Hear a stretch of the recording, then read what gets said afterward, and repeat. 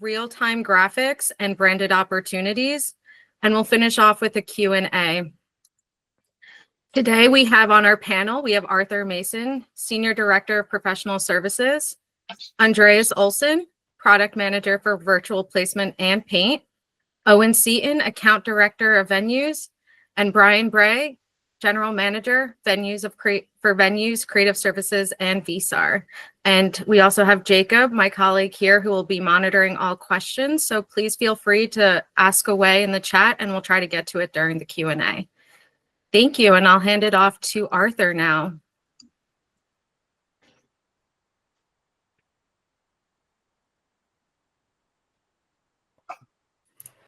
You're muted, yeah. Classic. Great start. But thank you, Ileana, and nice to see so many here today. Like Ileana mentioned, we are here to show you Virtual First, which is a module within our product Virtual Placement. So to just take a quick step back to talk about Virtual Placement is Chyron's augmented reality camera tracking tool to place graphics inside of various sport environments. And within that, we have Virtual First, which is specifically used in American football, NFL, college football, and the Canadian Football League.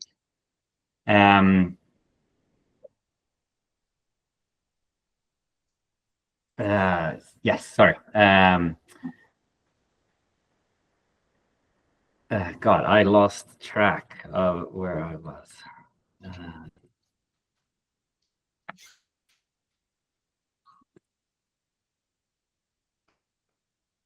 You were introducing the product. Yes, I had my notes here and I got a little sidetracked. But yes, so Virtual First, like we talked about, it's trusted and built and been used for years all across America in both venues and broadcasters from the East Coast to West Coast. It is core functionality is to show the down and distance lines, as you can imagine. It is controlled either manually or by a data source. And beyond that, we can also use it to put advertisement up, which is a great way for customers to take that other step, to not just show great graphics, but also get return on investment by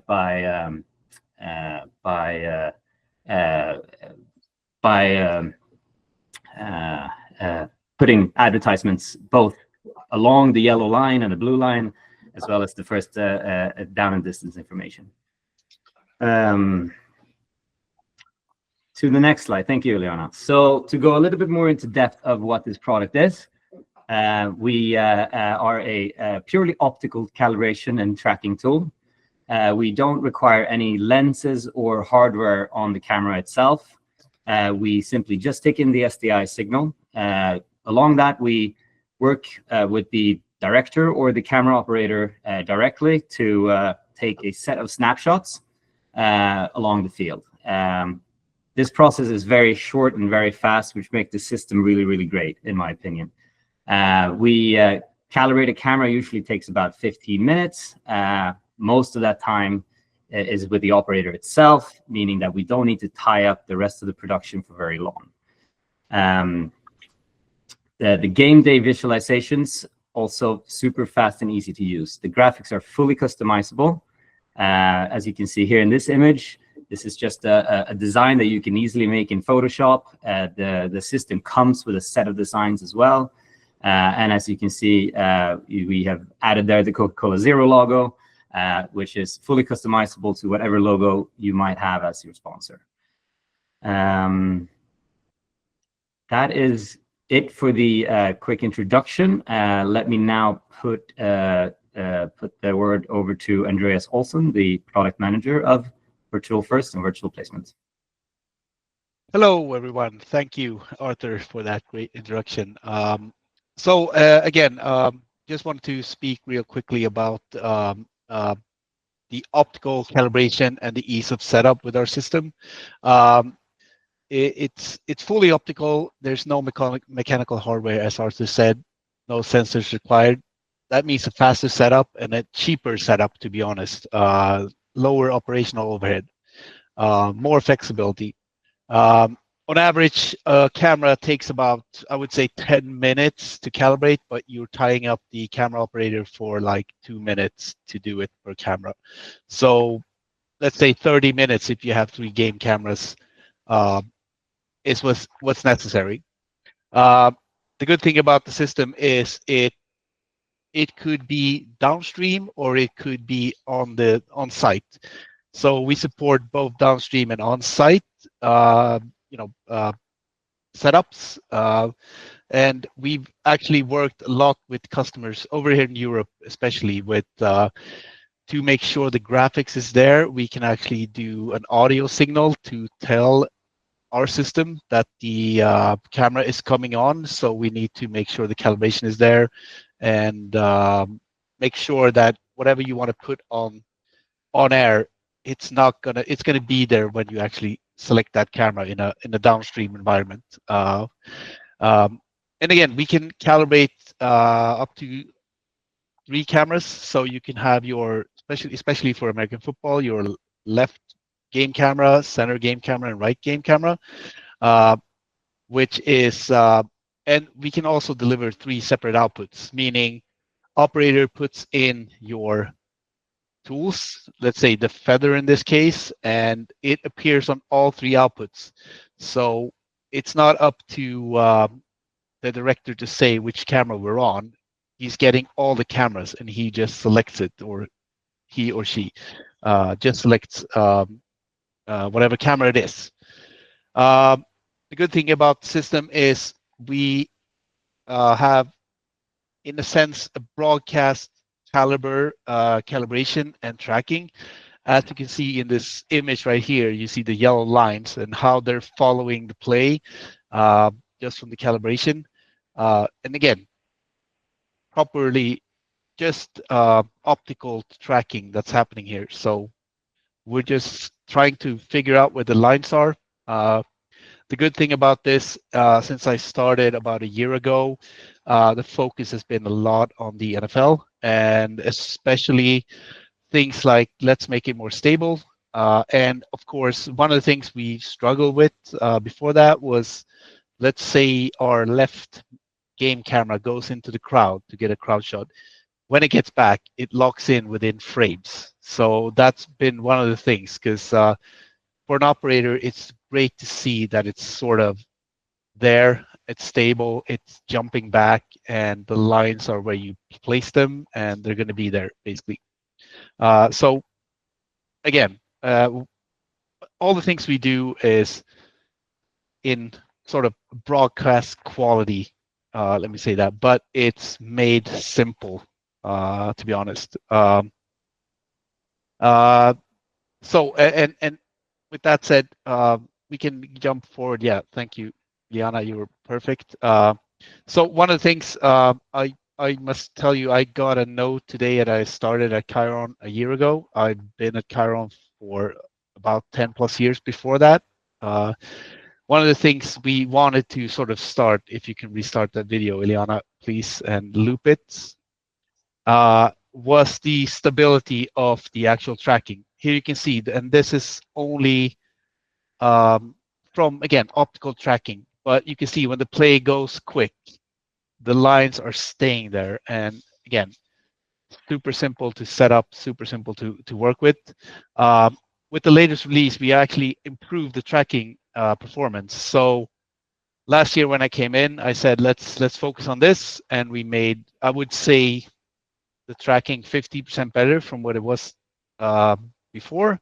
Now we've actually expanded on that. So from that, it's, all my developers say don't put out numbers, but I would say 30% better than what we were last year, and which customers were loving. So, and the reason for that is we have a great AI team that's been taking care and looking at footage, and we're actually using the hash marks right now to do the tracking as well. So using that, we can get even more stability on the actual calibration. Again, as you can see here in the clip, even though it's not tracked by just tracked optically, it just stayed there. So that's one of the things we wanted to sort of get to. And again, what you can expect from virtual placement is a super easy system to set up, operate, work in, and that can handle, quick pans and zooms, pitch locking. Again, if you go into the crowd and come back, pitch will lock back and find the lines. The system in reality needs two lines to be able to find its way back. So if you have a vertical and a horizontal line, that's when it's going to lock back. So I always say it's like within 2-3 frames or something like that. So and the other thing is virtual placement handles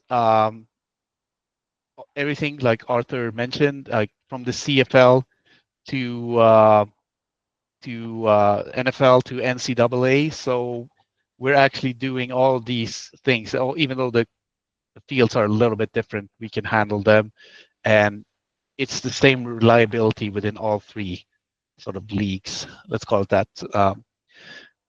Moving forward, so chroma keying. It's a critical part of what's making virtual graphics look great. And in virtual placement, we have a chroma keyer, meaning you can make sure that the graphics appear underneath the players, as you can see in our little GIF here. It also has multiple options to sort of make sure the graphics looks like it's there. And this is the same for like the feather and everything like that, all we're doing.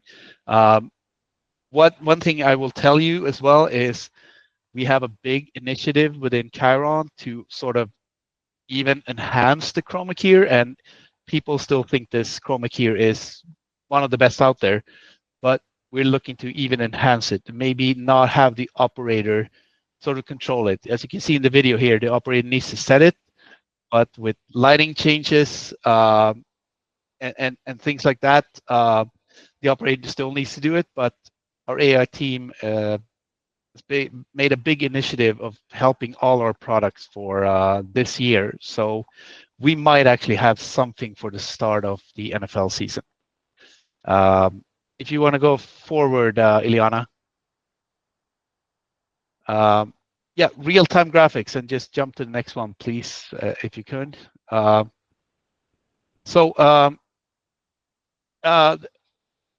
thing about, let's just go back and say, one of our main objects here, especially with virtual first, is of course the down and distance line, right?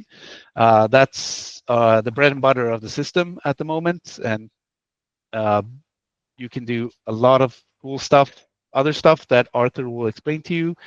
But what we did during the last year is actually advance this functionality of it. So of course we sync with live game data like OES or Daktronics, so you can get the play clock coming into the system.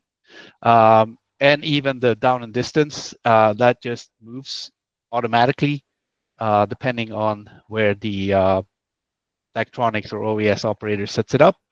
But we can also, since we're supporting other leagues that might not have OES or Daktronics, we also support free, let's say, free use from the operator.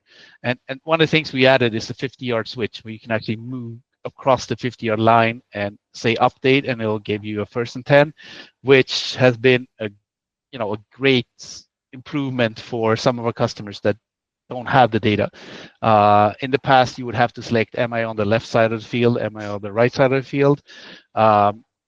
And of course, if you move ahead, sorry, Ileana. Yep. And of course, the bread and butter, the down distance sort of tool that we have that's used in 100% of the plays for the audience. We've added dynamic placements, so meaning you can put your feather in pitch level and then your play clock in billboard, meaning it's standing up. Adding a shadow underneath is also an opportunity, but it's not shown here. And also the auto follow, which means if the operator or if the Daktronics or OES operator moves the line, the actual down and distance will move towards it, but you can still change it as an operator. So if you feel like they're running a play with there's a lot of players standing on top of the 1st and 10, you might want to move it to somewhere else. So that's also available, as you see in the video. Of course, smooth animations. We support anything from an image to an animation. So the only thing you need to do here is basically transform it into our format, which is something that comes with all our programs. So it's not a big thing. Go ahead, Ileana. Next one. Thank you. So one of the things since I came in is, and Arthur had a lot to say in this. We had a big document with what we wanted to do. So even the down and distance, it looks simple, but we've added a lot of features the latest year. So one of the things is automation. So when do we want to put the play clock on? With 10 seconds left, we can set that up. Whenever the clock hits 10, it's going to come on and animate on. We can also do an auto off, so you don't get those 45 seconds, countdown again, because the play clock operators are really keen to resetting it as soon as the play starts. We can also do stuff like color from. So when the clock hits 3 seconds, it's going to color to red, and it's going to sort of be there. We've also expanded on the menu to add more options. I talked about the 50-yard switch. It's there, so an operator can easily access it. Let's say the data fails and they want to sort of move it manually. Super simple to just open this menu, as you see on the right, and sort of go with it. So the idea when I came in is like, let's never miss a play because of, data could be down for any reason. And let's try to, well, I said 99%, so I kind of lied there, but 99% of the plays we should have in total. Not to mention for American football, I even had coaches coming up to me and saying, oh, the 1st and 10 was wrong on the screen. So they ran the wrong play because they looked at the screen, sort of, which was a good thing because it was in our system. So, but that's where I want to get. I want to get to 100%. I would say we're about 99+% at the moment. Yeah, and go to the next one. Thank you, Ileana. Yeah, so one of the other things we sort of support within virtual placement, we have a lot of customers that want, so if you look on the left side image, we have a lot of customers that sort of wants to place a sponsor logo on their own 1st and 10 feather. So we've set up options to sort of manipulate the home feather and have another away feather. The good thing about the system, it's just an option to say, click this button, now I'm using the away feather, and it changes automatically, and that doesn't have a sponsor underneath, as you can see on the Chyron logo up there. And one of the other things is everything from the feather to the lines could be team. They could be used in team colors. So, for instance, one of our customers is using a black line because their sort of main color is black, so as the scrimmage line. But of course, the yellow is the first down line. The other thing is that our system knows automatically if you go to 4th down that that line will be red and turn red because it's a 4th down, which is kind of a simple function. It will also say 4th and inches automatically if you are within inches of a 1st down. So everything is like streamlined and working as sort of we wanted to keep it as simple for the end user or the operator to operate and make sure it sort of get it on air. And we actually have, like last year, people sitting with their feet up and hitting 2 buttons the whole game and trying, sort of enjoying the game instead of focusing on trying to find the calibration all the time, which is something that's been a thing in other systems. So next slide. Thank you, Ileana. I don't know if it's mine still. Is this yours or is this mine, Arthur? I think it's back to me. Yeah, I saw a question there, Andrew. We'll get to that, and you'll see it within 10 minutes, I believe. Thanks, Andy. Great stuff. And like Andrea said, I've also been working at Chyron for 15 plus years, and for many of those years, I was a product specialist and out all over the place demoing this product. And it has never been as fun to work with it as it is right now since Andreas came back and took over. And he's already showed you so many good new features and stability when it comes to chroma keying and tracking. But also, as he mentioned, you know, we want to be up there with the big networks. You know, this is broadcast ready for the big games, and a few of those new features that we needed to add it for that was, for example, the red zone tool. So as you can see here in the clip, we now have a button that simply highlights the red zone right away. If you go a little bit deeper into the settings, you can change the color, the opacity, add logos, add a text to be able to sponsor this, and further explain what it is. But this is great, especially for venues. I feel when you know, they can really get the fans engaged by looking up at the screen and adding some dramatic music. Is now, you know, our team is in the red zone. Let's go score a touchdown. And from that tool, if you go to the next slide, Eliana, we adapted that tool and made it into a landing zone tool as well. So if you follow football, you know that last year we added some new rules to the kickoff. So the team kicking the ball need to hit a specific area, otherwise a penalty is thrown at them. So we use the red zone, but able to take out the fill color and just use an outline. We still have sponsorship opportunities here. We can add a text saying that this is the land zone, and completely customize that graphical look to use for the landing zone. And then as well, something great, I think, for people in the venues watching the game, could quickly look up at the screen and say, okay, that's where the landing zone is. That makes a lot of sense. If we go to the next one, another tool that you see on these big games is the field goal target line, and also great for fan engagement to see, you know, if it's the crunch time of the fourth quarter, their team needs to get to the 36-yard line or wherever, you know, their kicker is able to kick in the ball from the longest. So we've had ways to do this before, but it was much complicated and more complicated than it is right now. Right now, like the red zone, we have one quick simple button, not two, one for home or away, just one button. That button gives you a few options like left or right side of the field, home or away team.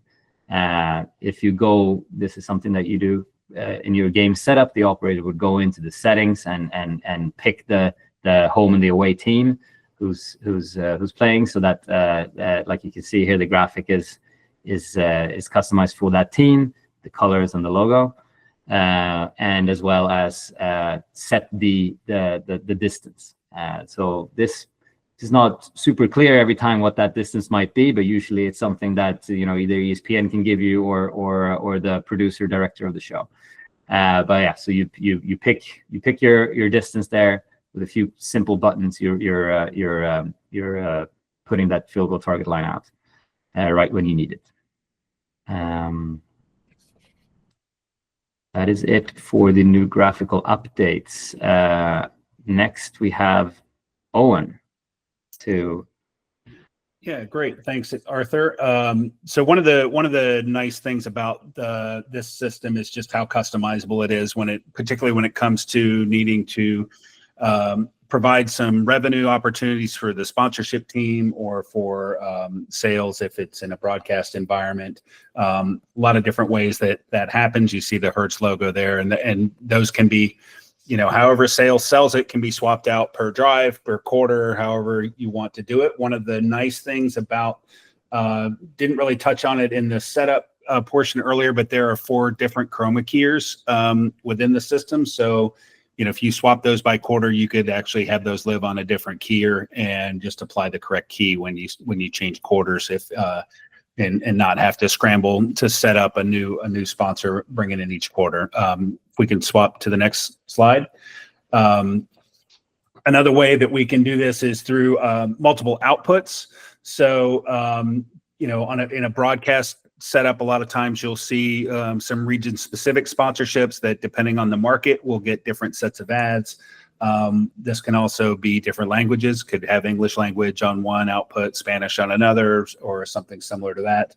Or if you need a team feed, if your highlight show or coach's show or coaching staff wants the yellow line but doesn't want the feather, doesn't want the the advertisements or any of that kind of stuff, but does want the yellow line, you can create a feed, an output just for that.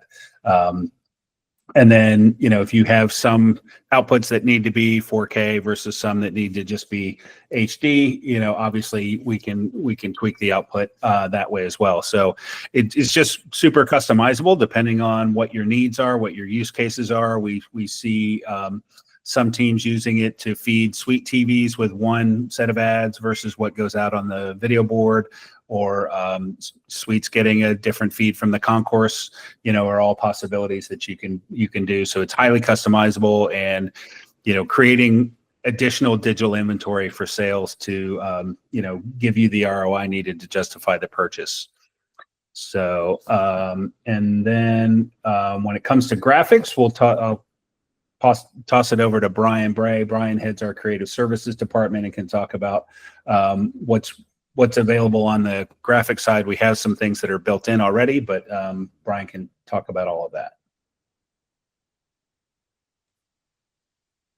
Hey everybody. So I'm wearing my my creative hat today. I cover different areas in this group, but creatively, we come in, we can sit down with your team, figure out what it is you'd like, what your brand looks like, what you'd like to do. Mostly in this scenario, we're looking at the feathers. We're looking at looking past. So as you've seen some of the examples that have come through, the Pittsburgh Steelers tend to use what looks like the giant crayon. Sometimes they go to the big box. You go to the Miami Dolphins, you see a teardrop. There's just so many different ways to put graphic down as far as showing the game information as it goes down. And if you want to creatively sit down with us, we're happy to build that out. If you want to bring to us your thoughts and your ideas or your designs, we can integrate that for you and get that set up for you.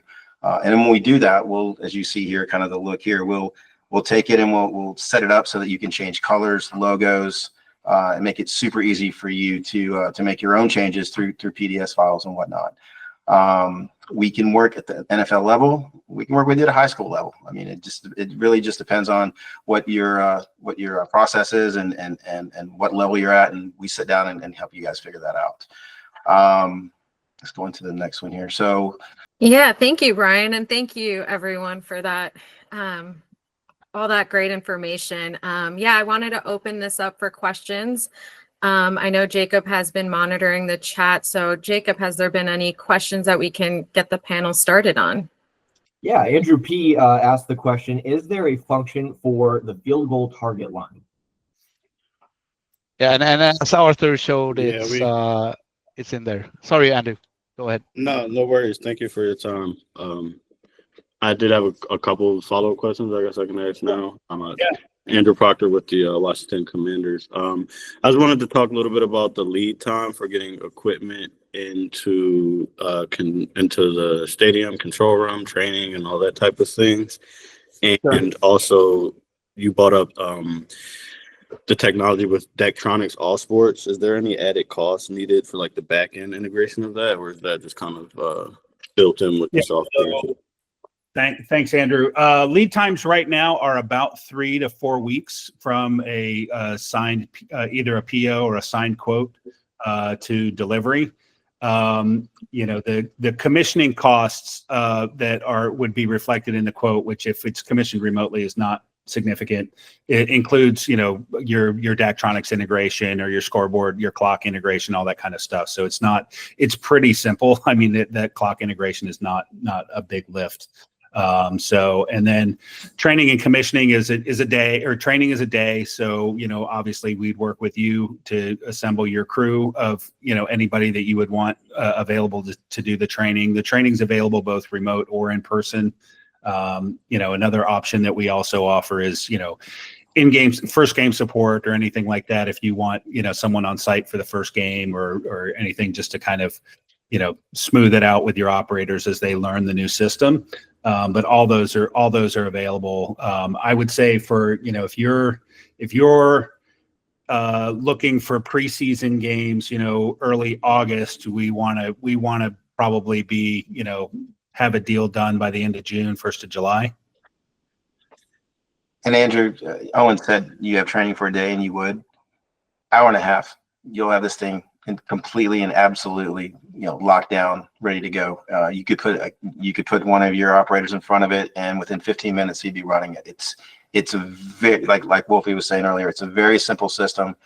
It's pretty intuitive. As long as you understand football, you're 100 miles to go. If you have to learn football while you're running it might take a little bit longer, but it really is a simple system to run. You can set it in an auto setup, or you can set it manual. It's really cool how it's elegant how he's got that thing working. So it really is a simple pick it up and run with it. And if you have to change out personnel, it's really not that hard to set somebody down in front, walk them through it. They're ready to go. Yeah, and when I said a day for the training, I mean the operator training is a couple of hours, 3 hours probably, and then for anybody on the production side that will be importing graphics, building graphics, those kinds of things, there's some additional time, and it's really just up to you who needs what pieces of information in that training. And then as far as the I can let Wolfie jump in a little bit, but when you're setting up your cameras, if your cameras are staying, you really have a setup. You want to test it, but you're set. If your cameras are coming up and down each time, you'll want to go through the setup. The setup can, I've done this several times. Arthur's done it 100 times. What do you think, guys? I'm gonna be half an hour, a full setup time, and we're done, or even less. I want to get done even less than that. So I would say 30 minutes. Yes. Again, the taking up the cameras is probably like a 1 minute process per camera to 2. So especially if you have 3 cameras, like per camera, 2 minutes, and then you have your snapshots that you want to take. Then the operator needs to calibrate off of those and show where the lines are on the field. That's probably about a 5 minute process per camera, I would say. I guess the point I'm trying to make is that as you have your operators come in, they don't have to come in super early. It literally can be done in the normal setup of a game prep. I'm pretty familiar with game prep, what it takes to do all that. I'm saying you can get this done with your normal setup time. You just need camera guys to shoot a few scenes. They get captured. You have somebody back in, at operating the setup, set the lines up. You go back and test it, look at it, you're ready to go. And after you've done it once or twice, it goes even quicker. It does go pretty quick. So yeah, to my point there, I was saying the first time is a little bit clunky, and you kind of get used to it, and then every time after that, you just shave off, minutes and minutes and minutes every time. So, Andrew, do you have any other questions about that? No, that's awesome. We have, similar workflows kind of already in place. We're just looking for a system to replace a much more expensive competitor. So Understood. Thank you for the answers. Yeah.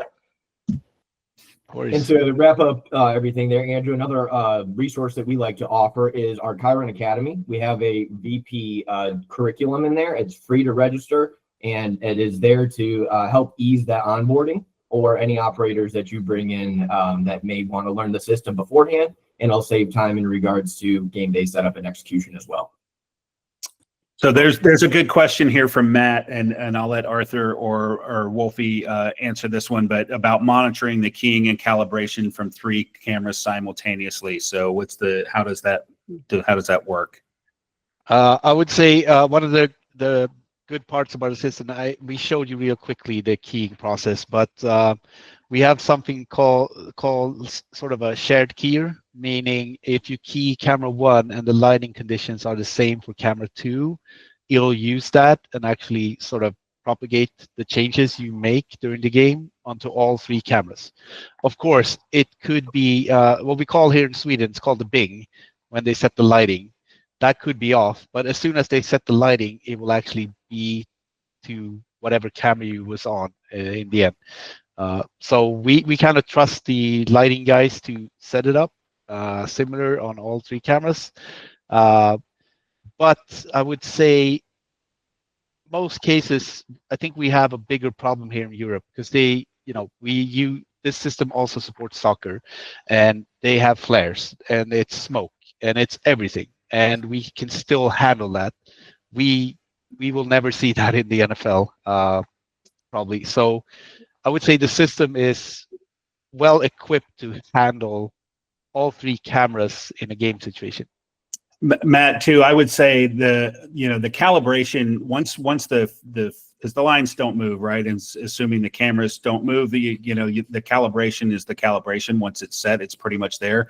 So it's really the main job that the operator kind of has during the game is actually the key. The key is the thing that they will pay the most attention to. Obviously they might need to move the feather if you have 3 wide receivers at the bottom of the screen, and if that's where the feather is and you don't want people standing on it, you might need to slide the feather a little bit. But if you don't have a lot of changes with a lot of sponsors coming in and out, depending on how your show's sold and how your show is built, monitoring the keying, especially if you're an outdoor venue that has, obviously the sun moving during the game, moving the key is their primary role. And so it's really just kind of as, you find that little bit of time in between while they're in the huddle that you can just adjust your key and just clean your key as it needs to be cleaned. But, outside of really drastic lighting changes, that's kind of their primary focus that they would have during the game. Yeah, and I think Arthur can attest to this because we did proof of concept with the Miami Dolphins, which, if you know that stadium, it's kind of tricky at points with the lighting and everything. And I'll let you take that, Arthur, but it went really well, I believe. Yes, and like Owen mentioned there in the beginning, we have multiple keyers. So if one side of the field is more in sun than the other side, you can split those up. But when it comes to multiple cameras, I also feel like, especially in football, one of the 3 cameras are always going to be game. So all you got to do is you got to know which camera that is. You listen to the director saying, okay, 1 is game now. Then you focus on 1. 2 and 3 are not going to be on air for a while until that the gameplay moves over there. So you set up your keyboard with a bunch of shortcuts so you can easily go between the cameras. You can easily go between chroma keying, and you just focus on that camera that you're that's in use right now, and it's a matter of a few button clicks to update. And like Owen said, when they're in the huddle, you adjust the key and then you're ready for gameplay. So.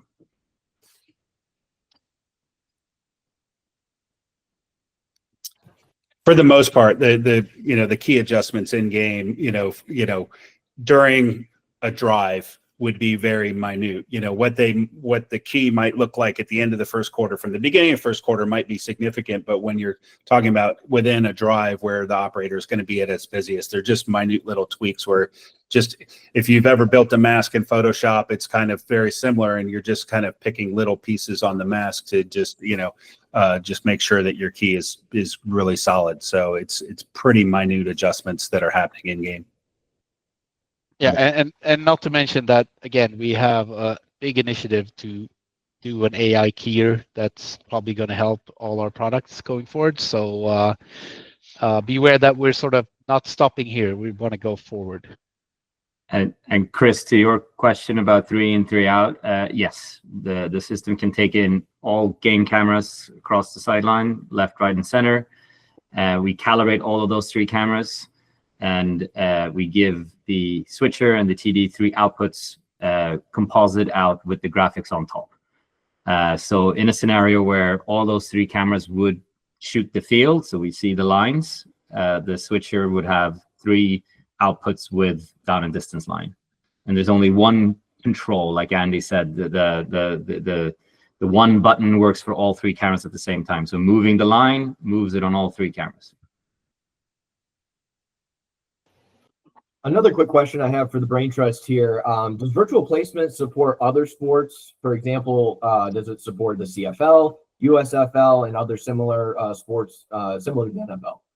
So yeah, NCAA football, CFL, soccer, we support. We just now started proof of concept that we showed for the NAB show in Vegas about 3 weeks ago was basketball as well, or NBA basketball to be fair. We also support like tennis and racquetball. I mean, I would say the amount that we have different ways of tracking the field. One is called line tracking, which you've seen today. We know where the lines are. We follow them. We also have something called scene tracking, which is basically take any scene, give it reference of where the scene is, and it will track it.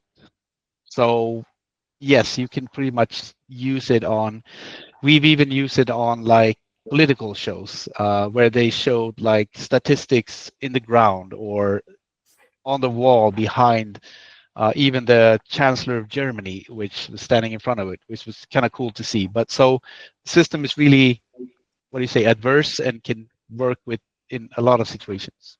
If you want to do, and we're talking logo placement at this point in time, not necessarily you're not using first and 10 lines on the Chancellor of Germany, but if you're using logo placements, and as we talked about, being able to basically do AR, we could put information out from Prime, put it anywhere you want to put it, at any angle, any setup, and as that starts coming into fruition more, it's a much easier system to be able to place AR elements anywhere you need to.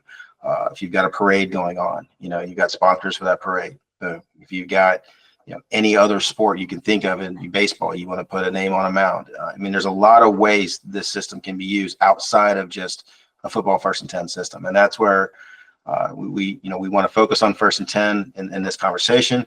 But at the same time, this opens up a lot of opportunities depending on what your logo placement needs are. Yeah, and maybe enhance your sort of internal shows with using this system, not only for the games, but using it for the internal shows.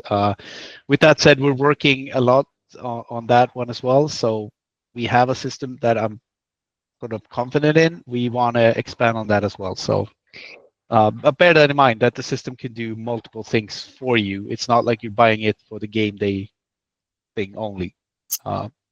And because it works with OES and DAC controllers, even if it's a kind of not one of the big four sports or something like that, if it's tennis or wrestling or anything like that where you've got scoreboard data, like if it's not something that would automatically parse with a little bit of JavaScripting that we can take care of for you, we could find ways to bring that data into a scene.